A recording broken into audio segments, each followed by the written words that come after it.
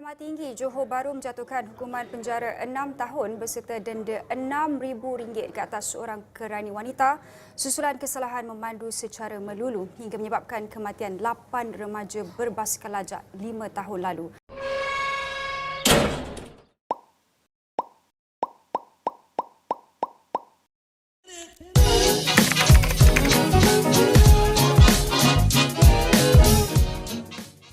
Rata-rata netizen berpendapat bahawa tindakan mahkamah terhadap Sam Keting tidak adil sama sekali. Apa pendapat Cik Farhan? Semua terpulang kepada pihak-pihak yang membawa kes. Pendakwaan perlu pastikan kes mereka bukan setakat fakta dia jelas, dia juga kena pastikan bahawa terdapat keterangan, evidence, bukti-bukti yang dapat menyokong tuntutan dan menyokong kes. Manakala bagi pihak pembelaan, dia kena timbulkan keraguan. Takkan mahkamah tak ambil kira pandangan netizen? Di mahkamah akan meneliti kes dari segi fakta yang dibawa, keterangan, bukti-bukti. Saksi tu bukan setakat saksi-saksi pendakwaan. Saksi turut melibatkan, kalau saya percaya dalam kes ni, saksi-saksi pakar turut hadir. Saksi pakar dari pihak Miros ke apa nama yang meneliti. And then ada juga berkenaan dengan kelajuan, berkenaan dengan airbag, pihak Nissan sendiri. Netizen berpendapat Sam Keting tidak bersalah kerana ibu bapa yang tidak menjaga anak-anak dengan betul. Isu kecuaian ibu bapa untuk membenarkan anak berada di luar, total itu adalah satu isu lain, melibatkan peruntukan undang-undang yang lain. Dan bagi kes ni saya percaya dia tidak memberikan sebarang impak kepada kes. Okey, cuba fahamkan kami pihak netizen yang kurang arif berkenaan prosedur mahkamah ni. Dalam mana-mana kes undang-undang pun, kita bukan just terima keputusan tu on the surface. Setiap keputusan mahkamah, kebiasaannya hakim dia akan sediakan alasan penghakiman, terutamanya apabila kes tu dirayu. Daripada alasan penghakiman tu, kita akan dapat dan faham apakah alasan-alasan yang menyebabkan hakim memberikan keputusan sedemikian. Dalam kes ni saya percaya terdapat dua isu utama. Satu adalah pembelaan yang tidak dibangkitkan di peringkat awal, prima facie. Antara alasan yang mana Mahkamah Tinggi pertimbangkan untuk membenarkan rayuan, seterusnya keterangan daripada OKT, yang mana dalam kes ni OKT memilih untuk bagi keterangan tidak bersumpah, unsworn statement. Okey, biasanya dalam kes jenayah dan OKT dia ingin dibicarakan, mahkamah akan bagi 3 pilihan kepada OKT.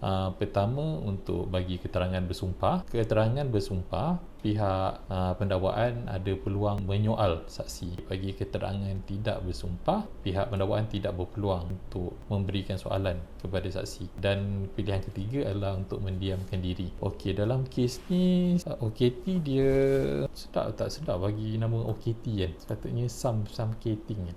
Dalam kes ni OKT memilih untuk memberi keterangan tidak bersumpah dari kandang salah. Maksudnya bila keterangan tak bersumpah, pihak pendakwaan tak diberi peluang, tak ada peluang untuk tanya soalan kepada OKT. Dan apabila dia akan tiga-tiga ni dia ada level lah, dia punya macam mana mahkamah nak accept, mahkamah dia punya berat dia punya weight terhadap dia punya keterangan tu. Dia punya weight lebih tinggi berbanding daripada keterangan tak bersumpah lah. Yang part sama ada dia bersalah atau tak bersalah, kita just tengok apa yang setakat ni di peringkat Mahkamah Tinggi, mahkamah telah putuskan bahawa dia bersalah.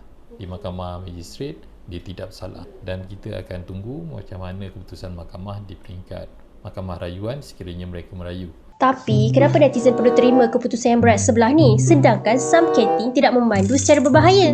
Netizen tak tahu background kes terperinci seperti mana mahkamah tahu. Saya percaya netizen, nama-nama individu yang terlibat pun netizen tak tahu. And then apa-apa, tak ada akses terhadap dokumen, tak ada akses terhadap, kalau dalam kes ni polis punya siasatan, rajah kasar, akses terhadap keterangan-keterangan pakar. Dan bagi pihak Mahkamah Magistrate mempunyai kelebihan untuk mendengar first hand daripada saksi-saksi dan melihat dokumen tu sendiri. Bagi mahkamah yang lebih tinggi, biasanya mahkamah tinggi dan juga mahkamah yang lebih atas, hakim-hakim yang mendengar kes mempunyai pengalaman yang lebih mendalam, fahaman dari segi undang-undang dan prosedur. Lebih baik terima apa keputusan apabila ada rayuan, kita tunggu bila rayuan difailkan, kita pada masa tersebut kita boleh meneliti alasan-alasan yang diberikan oleh hakim.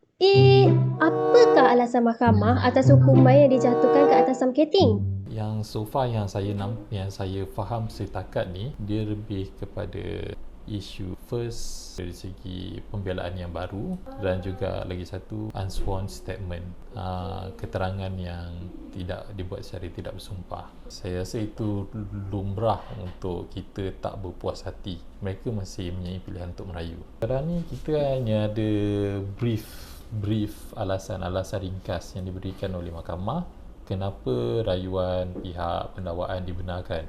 Dalam kes ni lebih kepada isu-isu teknikal dari segi pembelaan yang hanya dibangkitkan kemudian afterthought dan juga berkenaan dengan isu keterangan yang diberikan secara tidak bersumpah. Kita kena lihat dari sudut keadilan itu sendiri, dari sudut kita bukan tengok dari segi emosional sahaja, kita kena lihat dari segi prosedur, kita kena tengok dari segi evidence, pembuktian, sama ada pembelaan yang dibangkitkan adalah pembelaan yang kukuh. Dan secara jujurnya dalam kes-kes di mahkamah, prosedur adalah penting. Kalau orang kata kalau kes boleh kalah disebabkan technicality, memang wujud kes boleh kalah disebabkan oleh technicality. Contohnya dari segi tak mengikut prosedur. Contoh prosedur dia adalah apabila kita dah failkan tuntutan, dah terima tuntutan, kita kena failkan pembelaan dan kita gagal failkan pembelaan, ataupun kita tak failkan pembelaan on time, atau kita miss certain part of our defense dalam pembelaan yang kita, walaupun orang kata ini adalah bersifat technicality, tapi prosedur tu sendiri adalah penting. Kita kena follow prosedur. Akhir kata berbalik kepada isu sama ada kesalahan ibu bapa. Untuk membabitkan kesalahan ibu bapa memang perlu memainkan peranan menjawab untuk memastikan penjagaan anak-anak itu sendiri. Tapi itu adalah isu yang berbeza. Sekarang ni isu di sini adalah melibatkan isu kemalangan yang mengakibatkan kematian. Fokus kepada tindakan dia yang melanggar dan menyebabkan kematian. So kalau kita nak campur adukkan tak boleh, betul? Tak boleh. Sekiranya mana-mana pihak merasakan ibu bapa gagal menjalankan tanggungjawab, mereka boleh buat tindakan atau kenakan denda kepada ibu bapa, kanak-kanak remaja itu sendiri. Saya percaya kalau netizen nak buat petition, just buat saja, tapi semuanya bergantung kepada pihak Sam Keting untuk beliau tidak berpuas hati dengan keputusan yang diberikan untuk merayu ke mahkamah yang lebih tinggi. Korang dah tengok video tadi? Jangan lupa untuk like, Button share jangan lupa. and subscribe gang. Jangan lupa tekan lonceng. Kalau kamu ndak buat, kamu kena dakwa. Court is now in session. Kan dah kena dakwa.